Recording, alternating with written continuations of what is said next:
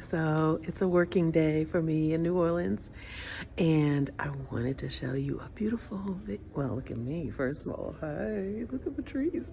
I don't think you guys have seen me dressed up for work before. Maybe you have.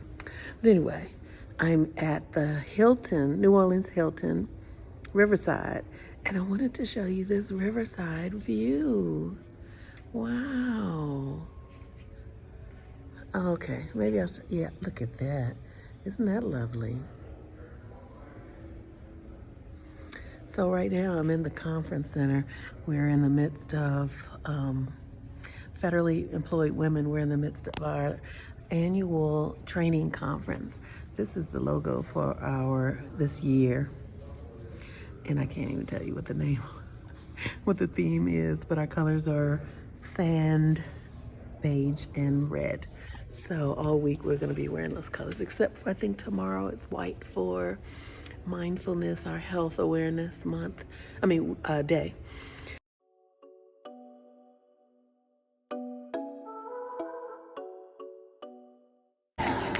Now, virtually we'll have the awards chair, Mr. Priscilla Moultrie,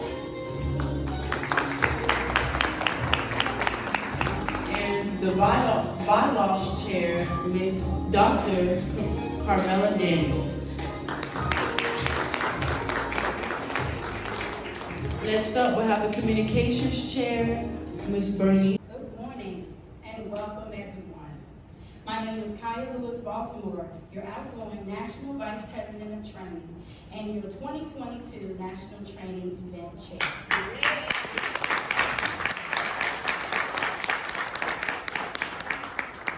For those of you in person and those participating live stream, thank you for joining us. Today we kick off our Virtual Leadership Summit 3. Our theme this year is Next Level Leadership, People, Purpose, and Passion. And the theme colors are red and khaki. I am so pleased to announce that this is our 53rd premier training event.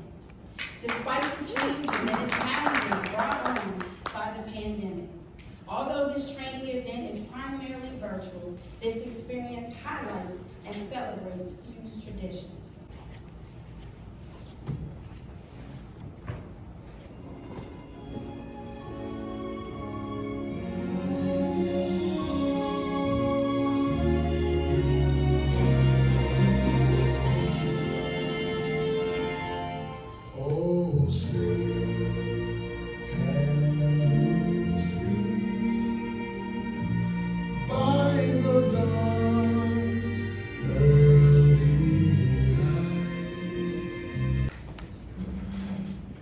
Good morning, everyone out here in the room in New Orleans, as well as virtually.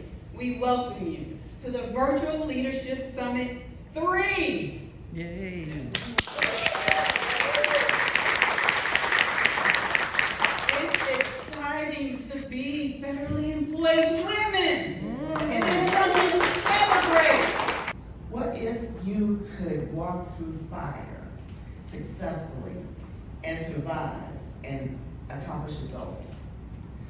What if you could live 2 times to save the life of a loved one? What if you could just do the impossible? Well, I claim that you can do the impossible. You can do the impossible through leadership, through inspired leadership, and that leadership inspired by purpose, passion, and power.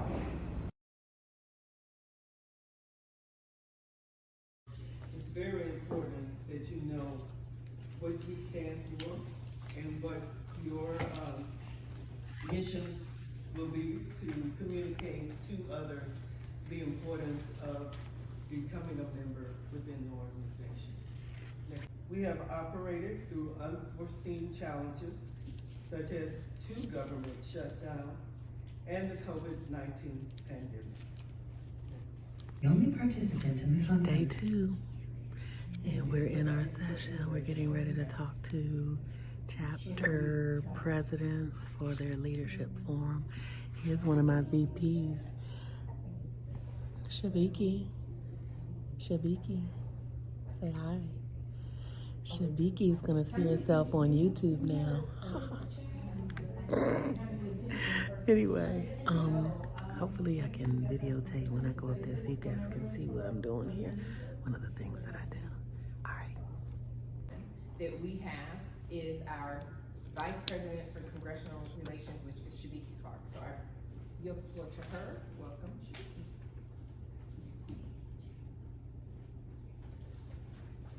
I have one small reminder. Thank you for that privilege. And one of the roles of that privilege is to provide compliance training. So that's what we're doing here today. And during this presentation, and I say this a lot, you'll either learn something new, you'll affirm something that you already know, or whatever you learn or whatever you're affirming, please share it with another member of you or a colleague. But if you have any questions, please just reach out to the compliance chair. She'll be able to help you with that information. But your EEO office, partner with them in any way that you can. Okay? Thank you so much, and please enjoy the rest of your virtual leadership summit. But I have the pleasure of introducing one of my colleagues and fellow board members. She is the Vice President for Diversity and the Special Assistant to the President on Disability, Mrs. Patrice Dovace. Thank you. Hello, everybody. Thank you, Tanya. You know, one thing I don't think Tanya told you is that all of that she told you, we do this in our day-to-day work, and it's all tried and true. This is not just a platform that we are sharing for a few. We actually work with our ERGs, our employee resource groups, on a daily basis. And all of the things that she recommended to you are effectively working in our organization. I'm gonna tell you a little bit about that as I get into my presentation as it relates to diversity. But again, I am happy to be here today and talk with you. Hello, few leaders. I'm Patrice Dovace, and I am your outgoing diversity VP. This is my second term, so it's time to change lanes and open up for some new leadership. We're going to talk about that, refreshing our ideas and utilizing different individuals in our organization. But to effectively administer a diversity program, you need to know what our organization goals are. So let's go over our goals. Next slide, please. I also serve as the special assistant to the president for persons with disabilities, as Tanya said, and the goal for this position are closely related to our diversity goals as they aim to increase access to few programs, opportunities, and communications to eliminate any barriers of exclusion for persons with disabilities. This means not only physical barriers, but such as structures or electronic communications and documents, but also access to the same opportunities that everyone has. That may mean providing reasonable accommodations for individuals so they can fully participate. And we're going to talk about that a little bit later. Next slide, please. So let's talk about what makes us diverse. So when diversity, the mention of diversity first hit the scene, the first thing everyone thought about was race, gender, maybe sex. But as time has gone on and we realize that diversity means so much more than that, it's all the things that make us different. So it's very important to have an organization to be reflective of the communities that we serve. We all are serving in the federal, well, most of us are serving in the federal government. Some of us are outside of the federal government, but we just need to make sure that we are reflective of the communities that we serve. But diversity isn't enough. As leaders, you must embrace all the beauty and innovation that comes with diversity and be intentional when it comes to inclusion. Be welcoming to change. We tend to not be so comfortable with change. Leave your egos at the door and allow your committee chairs and members to partake in history. In case you didn't know, we are making history. We're building a legacy for those that are going to be coming behind us, and we're also serving those that are here with us now. Our minds are not capable of anticipating the needs of everyone. So we must include input from others to be successful. And I've served on a few of these committees within my federal agencies that have identified areas, and I've also worked on committees within FEW, and we've looked at our NPPM, and we found some areas that needed to be updated. We don't have to work in silos. And since I'm speaking of silos, if you are aware of another chapter that's struggling and needs some help with, attendees at their programs, we're all working for the advancement of women in the government. So why aren't you helping them with just attending? It's virtual now. There's no reason why we can't help each other, gain a little momentum. So another thing, and I'm going to get off of this train, but I'm just trying to emphasize the importance, as Tanya has emphasized earlier, of being engaged and getting leadership and agency buy-in. You take office, it's a really good idea for you to start observing your members and find someone that you feel would be a great person to mentor that could be your replacement. I know that sounds crazy to come into a position and start looking for your replacement, but there's a term that you serve.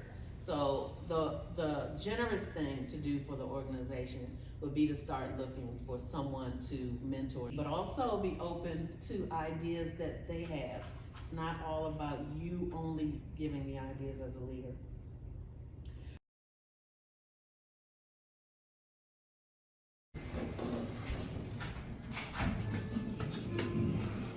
We're gonna be having an awards ceremony today. I can't do a full view. I am so tired. We've had a full day today, and this is gonna last till the evening, but it's part of the job. Directly enlisted over 39 airmen and provided support to enable the enlistment of 211 airmen for the state of Mississippi, and was instrumental to the flight being awarded 369th recruiting group's top enlisted accession flight in fiscal year 2021. And she did it all with a smile on her face. She challenged people that not only would they soar to new heights, but they would elevate even higher than soaring. Provided funding for diversity outreach efforts and is currently working with OCHCO to develop the agency's DEIA strategic plan. These are only a few of the many achievements and accomplishments which speaks to him being selected for this award. Well, the Soul Train line stops with the winner of the 2022 Champion of Diversity Award, and it is Wayne Wilson. Woo-hoo! 2,000 years later.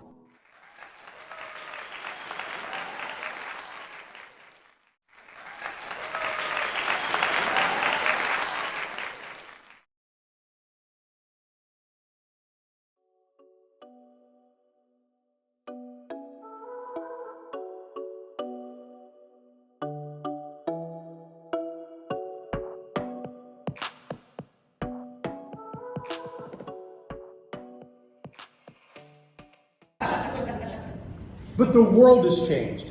And today we're going to talk about diversity, because we're at a diversity luncheon. And it's good to remember that there are benefits to diversity. Take your finger and thumb, make a circle. Take that circle and put it on your chin. And take your left hand. Oh, I'm sorry, by the way, y'all know your chin's down here, right? You know that your chin is here. You are up here. Some of you went like this. That don't count. But some of you went like this and held it here.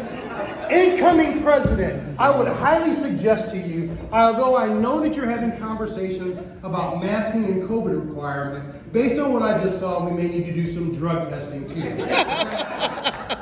But look, what you saw just changed the context of what you understood. You just got on autopilot and followed me. Each time I said, do what I say. That's exactly what happened. Guess what? National Board of Directors, for your commitment and dedication to further advance FEW's mission and vision forward. Let's give them a round of applause for those that are